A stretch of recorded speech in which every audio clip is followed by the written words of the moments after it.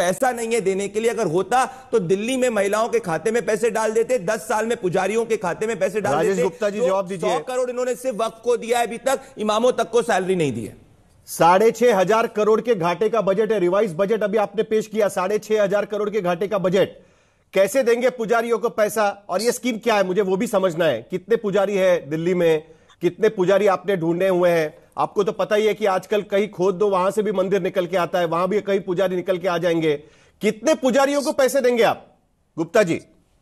साहिल भाई, दरअसल हमारे प्रदीप भाई ने बड़ी जल्दी कर दी, कह रहे हैं कि कल नया साल है, कल पैसे दे दो। आपकी आवाज प्रदीप म्यूट भाई, पर मैं है। समझता हूं कि हाँ, आवाज आ रही है? हेलो, आवाज आ रही है आपको? हेलो, हाँ जी आ रही है, बोलिए। आ रही है ना? हाँ बोलिए तो मैं बोलिए। कह रहा हूँ कि प्रदीप भाई ने बड़ी जल्दी कर दी। वो कह रहे हैं कि कल ही पैसे डाल दो। दरअसल वो जानते हैं कि ये कल डल नहीं सकते, एक सिस्टम है, उसका रजिस्ट्रेशन आज चालू कर दिया गया है। और हमारे पास में 77,000 करोड़ का बजट है इस साल। जब दिल्ली में हमने शुरुआत करी थी तो 30,000 बजट से शरी थी, 30,000 करोड़ के बजट से। और उसमें भी हमने कहा था कि बिजली हाफ और पानी माफ। वो हम योजना देते रहे, हमारा बजट बढ़ता गया, हम योजनाएं जोड़ते गए, हमने कैमरे लगा दी, हमने कहा महिलाओं को मुफ्त बस में मुफ्त सफर कराएंगे, हमने कराया। हमने बुजुर्गों को कहा कि हम मुफ्त तीर्थ यात्रा कराएंगे, हमने कराई। हमारा बजट बढ़ता गया और उसके अंदर नई नई योजनाएं जोड़ते गए दिल्ली के वालों के लिए। हमने उस पैसे को अपने ऊपर खर्च नहीं कर लिया। उसके बाद में अब क्योंकि 77,000 करोड़ बजट है तो हमने अपने नई योजनाएं जोड़ी हैं। हम चाहते हैं कि दिल्ली वालों का भला हो। ये महंगाई से मारे जा रहे हैं उनको। प्रदीप भाई की पार्टी रोज उन पे महंगाई पर रोज कुछ ना कुछ वजन डाल देती है। सिलेंडर कहते हैं राजस्थान में 500 का देंगे, लेकिन उसके बाद में कहते हैं जुमला है। 15 लाख देंगे, उसके बाद में जुमला है। पेट्रोल डीजल पे कहते हैं जीएसटी में लेके आएंगे, लेके आएंगे नहीं। तो कैसे मदद करें उनकी? तो अपनी माताओं बहनों की मदद करने के लिए हमने तरीके ढूंढे। बुजुर्गों के लिए हमने काम 60 साल के ऊपर वाले को हर एक को का फ्री इलाज कराएंगे, चाहे वो प्राइवेट में हो चाहे सरकारी के अंदर हो। अपनी बहनों को हम 2100 रुपए देंगे। इनको सब चीजों में क्यों दर्द होता है? और मेरा ये कहना है कि केजरीवाल नहीं आप कुछ से सिर्फ काम नहीं बनेगा प्रदीप भाई, जवाब आपको दे एक दूं काम मैं करना साहिल होगा। जी? हमने कहा कि 2100 रुपए देंगे। आप बताओ, आप इतने साल बोलते रहे। भारत में आपकी सरकार है, भारत से योजना चालू कर देते ना। इतने करी हुई सालों से है भारत में राज कर रहे हो राजेश भाई, की अरे हुई है। हम भारत नहीं से दे रहे सीधे हैं, कर मध्य दो। प्रदेश महाराष्ट्र के अंदर हम लोग ही दे रहे हैं, हरियाणा में भी हम ही भारत दे में रहे हैं। सरकार आपकी प्रदीप भाई, भारत में आपकी सरकार है। हमने कहा कि हमने दिल्ली के अंदर कहा अरे कि हमने अरे 2100 लाख राजेश भाई, आपने तकलीफ पंजाब क्या में है? 1,000 रुपए क्या, मुझे छोड़िए, ऐसा 1 लगता है, रुपया नहीं दिया पंजाब की मुझे महिलाओं को, 3 साल हो प्रदीप भाई, गए। मैं किसी के बीच में नहीं बोलता। मैं बोलिए। किसी के बीच में नहीं ये बोलता। आप सुनो, मुझसे मेरा ये पूछ रहे हैं कहना, ना, मैं इससे बोलूं जवाब तो दे बता रहा देना। हूं। मेरा कहना है कि अगर हमने 2100 अनाउंस करे तो आपको इसका स्वागत करना चाहिए। आपको कहना चाहिए था कि हाँ भाई, ये पार्टी बहुत अच्छा काम कर रही है। लेकिन बार बार में कहना कि हम देंगे नहीं, हम झूठ बोल रहे हैं। हमने दिल्ली में करके दिखाया। केजरीवाल का ट्रैक रिकॉर्ड है, जो हम कहते हैं उसे करके दिखाते हैं मेरे भाई। बिल्कुल नहीं। बिजली, पानी, कैमरा, हमने सब कुछ करके दिखाया है। ऐसे थोड़ी हवा में बात कर रहे हैं, इसलिए लोग हम पे यकीन करते हैं। हमने प्रदीप इसी मॉडल भंडारी पे आपके पास, दिल्ली में 3 बार सरकार राजेश बना ली गुप्ता है। जी, हमने राजेश पंजाब में गुप्ता जी सरकार आज है ना, आज है ना, हमने एमसीडी के अंदर राजेश करके गुप्ता दिखाया। जी अच्छा, आज है एक ना, हम बात, सिर्फ आखिर धर्म बात। पर बात करेंगे। नहीं राजेश जी, गुप्ता जी, साहिल भाई, राजेश गुप्ता जी आज है ना, साहिल हम भाई, सिर्फ एक धर्म बात पर मैं बात लास्ट करेंगे, बात कह क्योंकि दूं। अभी क्या है ना कि साहिल भाई, मैं एक लास्ट पुजारी बात ये कह दूं। बहुत इंपॉर्टेंट हो गए, अभी उन्हें पैसे देने साहिल भाई, पड़ेंगे। मैं एक लास्ट बात कह दूं। नहीं तो अभी हम उसी पर बात, हाँ चलिए लास्ट वर्ड कह दीजिए। मुझे हरिशंकर गुप्ता जी मेरी से एक लास्ट सवाल बात पूछते हैं, कहनी उसके है बाद कि दिल्ली सौरभ के भारद्वाज अंदर हमारे जो साथ आपने जुड़ने वाले हैं, उनसे कुछ सवाल पूछने हैं मुझे। जी जी जरूर। जो आपने दिल्ली में बजट का मैंने आपको बताया, 77,000 करोड़ का बजट हमने करके दिखाया, उससे 10 हम सेकंड लोगों को फायदा दे रहे हैं। अब मैं एमसीडी का एग्जांपल देता हूं।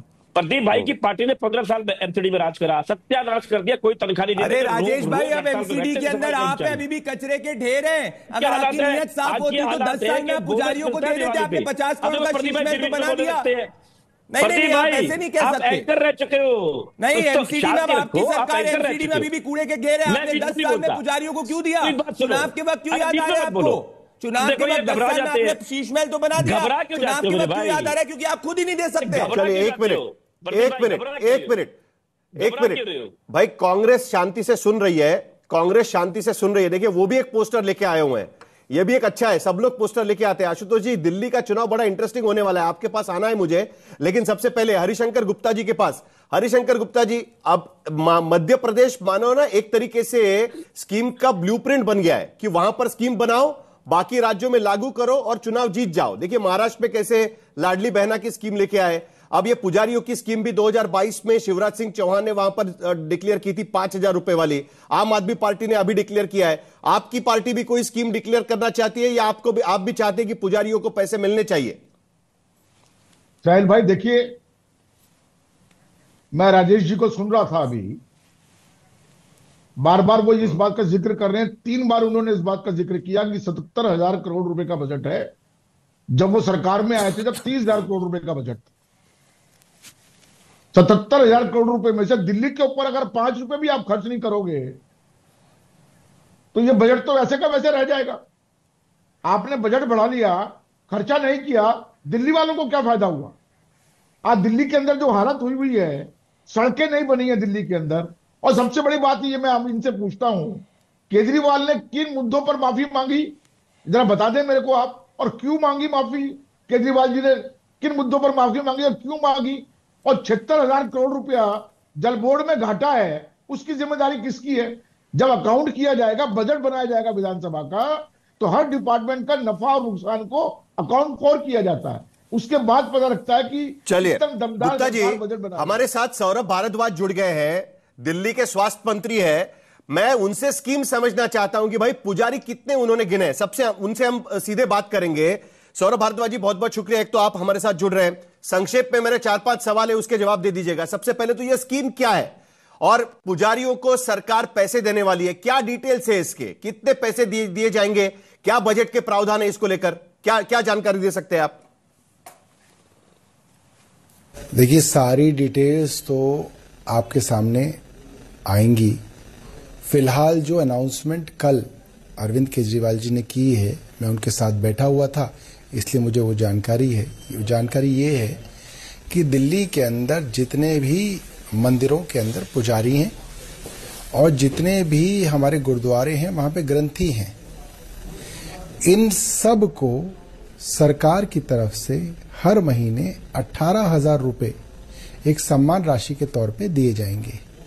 और इसकी जरूरत इसलिए महसूस हुई क्योंकि ऐसा दिखता है कि अगर आप किसी मंदिर वगैरह में जाते हैं तो आप देखेंगे उसी मंदिर में एक कमरा बना होता है छोटा सा, और उसमें वो पुजारी अपनी पत्नी बच्चों के साथ एक कमरे में किसी तरीके से गुजारा करते हैं।